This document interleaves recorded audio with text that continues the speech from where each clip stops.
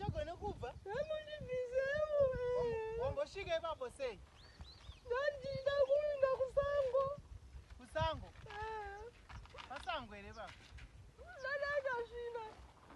Ndati pasango here ipapo? Kana. Saka uri kuti wamboda kuenda kusango kwechi? Ndokumbira uregerero iwo. Bizewo. Ndati pasango here ipapo? Kana pasi pasango ndokumbira uregerero. Aya ko uregerero uri kukumbira ndiro yanti wati wangoda kuenda kutoilet musango? Ndanda kuenda kusango muno.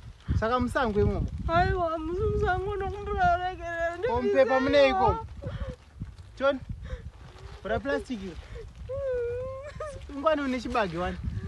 Sorry, ndokumbira ndibizewo. Aiwa, usati sorry kanti wati wewe uri musango here. Musango kama miti kaiyese musasa musau. Kana zimutishuwa mabagwe.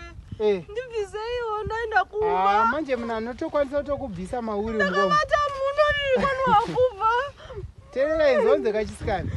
Muridzi wemunda uyu akaenda kuMalawi ari kudzoka after 2 years. Ina nditorina kana nhamba dzake. Ndokushandira iya. Aiwa kana iwe turi musango here utori musango so. Saka itakasvina yako bhobho. Ndodzosera hangu mumagwacha. Dzosera hakana chizosereka dzosera.